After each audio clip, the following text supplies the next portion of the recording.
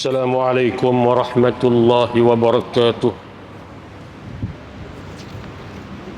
بسم الله الرحمن الرحيم. الحمد لله رب العالمين، والصلاة والسلام على أشرف الأنبياء والمرسلين وعلى آله وصحبه أجمعين. سبحانك لا علم لنا إلا ما علمتنا إنك أنت العليم الحكيم. رب اشرح لي صدري ويسر لي أمري واحلل عقدة من لساني يفقه قولي. اللهم أرنا الحق حقا وارزقنا اتباعه، وأرنا الباطل باطلا وارزقنا اجتنابه. أما بعد.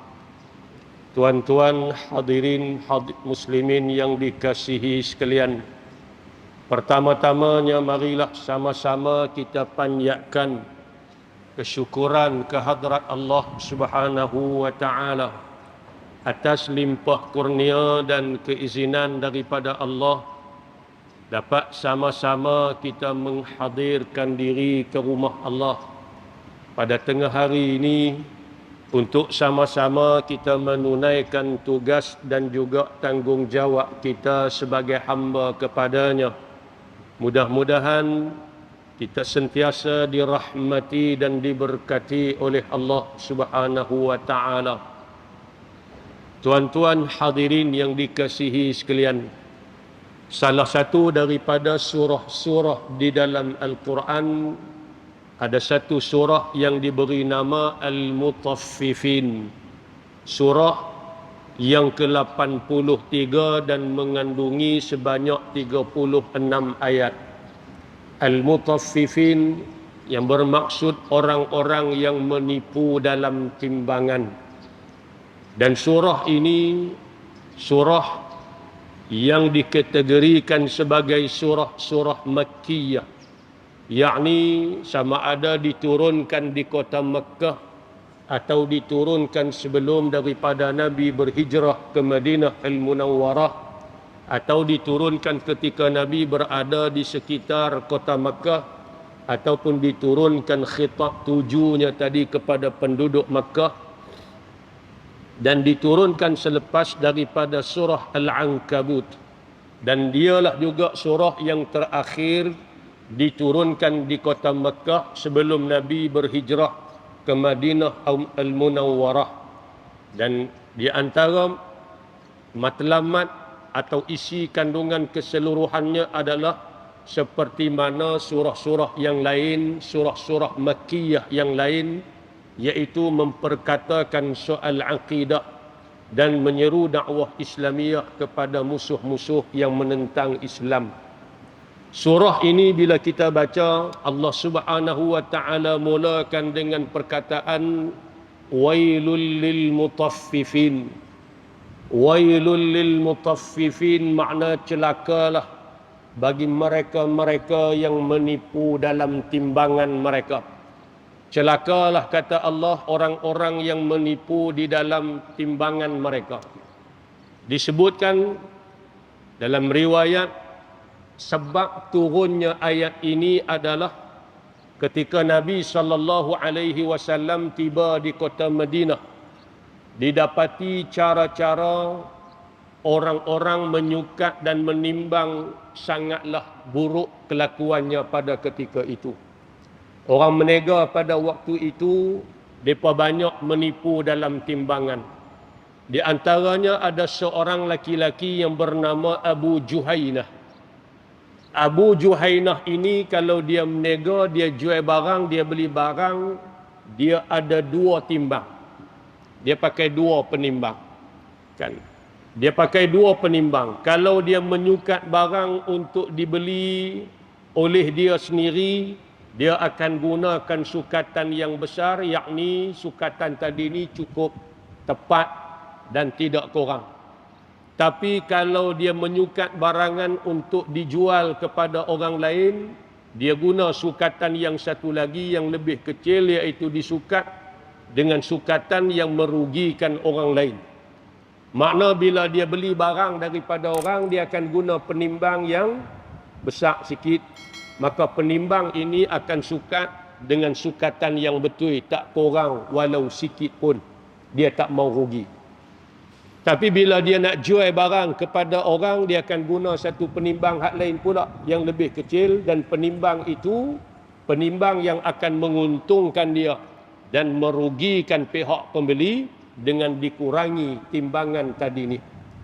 Maka Allah Subhanahu wa taala mengancam golongan yang seumpama ini dengan neraka wail yang sangat panas pada hari kiamat, kerana menipu dalam perniagaan. Sebab itulah Allah Subhanahu wa taala mulakan surah ini dengan ancaman terhadap orang-orang yang mengurangi hak orang lain dalam timbangan.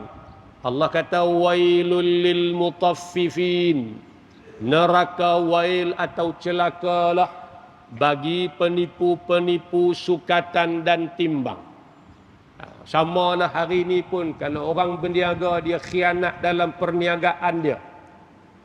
Dia mengurangkan timbangan, mengurangkan sukatan.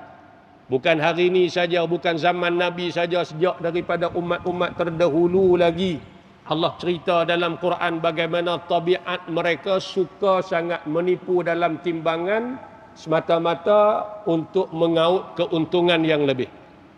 Siapa dia ni al-mutaffifin? Allah kata alladzina idza iktalu 'alan nasi yastawfun. Mereka yang mana jika menyukat dari orang untuk diri dia.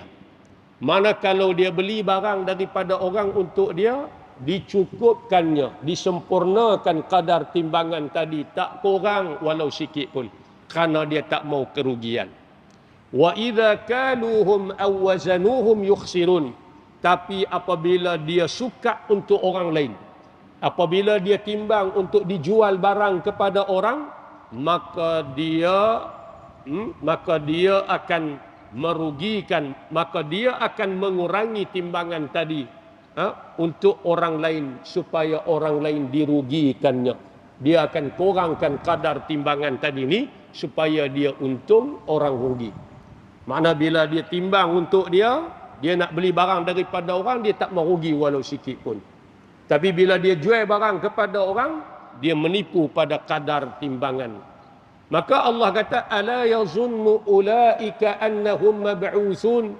Tidakkah mereka menyangka bahawa mereka bakal dibangkitkan liyaumin azim, pada hari yang sangat agung, pada hari kiamat. Mana orang-orang yang duk buat kerja lagu ni, khianat dalam jual beli ni, apakah mereka sangka mereka tidak akan dibangkitkan di akhirat nanti? Mati-mati selesai di situ dah kah? Adakah habis tang mati itu saja? Tak, kita akan dibangkitkan semula untuk dibicarakan di hadapan Allah dan diberikan keadilan oleh Allah dan dituntut hak orang lain kepada kita sebab kita ambil hak orang dalam penipuan timbangan tadi ini. Maka Allah Subhanahu wa taala beri peringatan kepada kita supaya kita beringat dalam kita berniaga. Perniagaan ni suatu bidang yang sangat-sangat mulia. Sehingga Nabi SAW pun kita tahu, baginda juga seorang peniaga yang membawa ketika mana berusia umur 25 tahun lagi, sejak daripada umur 20-an. Mula meniaga bawa barang dagangan kepunyaan Siti Khadijah yang kemudiannya menjadi isteri kepada Nabi SAW. Dan Nabi pun pernah sebut kepada kita bahawasanya sumber rezeki atau sumber pendapatan yang besarnya adalah datang daripada perniagaan. Tetapi berniaga tadi ni hendaklah kita berlaku jujur. Jangan sekali-kali kita melakukan pengkhianatan dalam perniagaan kita. Sebagaimana yang disebutkan di dalam khutbah tadi, itu juga suatu pengkhianatan. Pengkhianat ekonomi. Sehingga menyusahkan orang lain. Lebih-lebih lagi dalam saat kita tengok hari ini kan. Isu yang dibangkitkan masalah gula. Kadang-kadang masalah beras, kadang-kadang masalah telur. Bukan barang tak ada di pasaran, barang ada di pasaran. Tetapi disorokkan dengan tujuan-tujuan tertentu untuk menaikkan harga barangan. Dan ini akan menyebabkan berlakunya kesusahan kepada masyarakat, lebih-lebih lagi yang berpendapatan rendah, yang tak mampu, rumahnya anak ramai, ahli keluarga ramai. Maka Nabi SAW pun memberi amaran kepada kita. Nabi sebut dalam hadis yang disebut istilah yang disebut juga sebagai al-ihtikar. Al-ihtikar ini makna sebagaimana yang disebutkan dalam khutbah tadi, ulama membahagikan beberapa definisi, pengertian. Yang pertama, Imam Nawawi kata ihtikar ini ialah dengan makna satu orang tu dia beli barang makanan. Kemudian dia beli, kemudian dia tak jual. Dia simpan pada waktu itu dan disorokkannya semata-mata untuk menjual pada masa keperluan mendesak dengan harga yang lebih tinggi ketika mana diperlukan oleh masyarakat, sebagaimana pada hari ini. Kan? Bukan gula tak ada, gula ada. Bila pihak berkuasa buat serbuan, tengok dalam stor berlambak-lambak gula. Yang orang ni pergi cari gula 7-8 kedai dah tak berjumpa. Hari tu masalah telur, sampai kita nak makan roti canai telur pun tak ada. Roti canai je, roti canai telur tak ada, habis. Kan? Tak apalah, mungkinlah kalau tak ada telur ni kita tak makan pun tak mati. Tapi kadang-kadang melibatkan beras, melibatkan minyak masak, keperluan yang begitu diperlukan yang disebut sebagai perluan asasi kepada masyarakat. Maka orang-orang yang tidak ada sifat amanah ni, dia fikir aku nak untung, aku sorok supaya harga dinaikkan, nanti aku jual, aku boleh keuntungan yang lebih. Nabi SAW memberi amaran kepada kita. Nabi sebut la yahtakiru illa khati'un. Dalam hadis riwayat Imam Muslim, tidak menyorok, memonopoli barangan-barangan keperluan ini melainkan seorang yang bersalah, khati'. Mana orang yang buat kerja macam ni adalah orang yang bersalah. Maka Imam Nawawi menyebut kalimah khati', bersalah, itu adalah bermaksud seorang yang berdosa. Makna perbuatan menyembunyikan barangan keperluan yang diperlukan oleh masyarakat, atau disebut sebagai al-ihtikar, ini adalah perbuatan dosa. Macam mana kita nak cari rezeki daripada sumber yang mari menyebabkan kita berdosa. Bukan pergi ambil orang nanti berdosa, tak. Kita jadi peniaga pun kita terdedah kepada dosa kalau kita buat kerja lagu ni, menyebabkan menyusahkan masyarakat dan sebagainya. Maka para ulama juga, kata Imam Nawawi berkata, di antara hikmah kenapa diharamkan perbuatan al-ihtikar ini adalah kerana memonopoli barangan ini akan menyebabkan kemudaratan yang akan menimpa ke atas sesebuah masyarakat. Masyarakat jadi susah. Kan berlaku macam-macam masalah dalam masyarakat kita. Nak makan nasi beras tak ada. Nak makan ayak, gula, bukan takat ayak kita minum, bahkan ia keperluan asas, sebab tu dikawal harganya, sebab ia merupakan keperluan asas yang diperlukan oleh setiap masyarakat kita. Maka kata ulama, ia akan menyebabkan kemudaratan yang besar dalam sesebuah masyarakat. Al-Imam Al-Kasani rahimahullah kata, pengharaman memonopoli barangan adalah kerana dilihat kepada kemudaratan yang boleh berlaku kepada pihak masyarakat, dan mudaratnya adalah amat besar jika tidak dikawal dan diambil tindakan yang tegas oleh pihak pemerintah dan pihak berkuasa. Sehingga kan kata dia, kalaulah orang ramai masyarakat memerlukan makanan asasi yang disembunyikan itu dan keadaan menjadi darurat, maka orang yang memonopoli barangan tadi boleh dipaksa untuk menjual barangannya oleh pihak pemerintah dengan harga yang munasabah, makna harga yang tidak menekan masyarakat. Jual, tak apa, duit tu ambil ke dia. Tapi jangan letak harga sampai memudarat dan menyusahkan orang. Berapa banyak, berapa kali dah berlaku kan dalam masyarakat kita. Kalau tuan-tuan ingat dulu beras, mereka sorok beras. Kita pergi beli beras ni, mula-mula ada tagging harga lama. Mereka tempek harga baru di atas. Pi awal tu tak ada.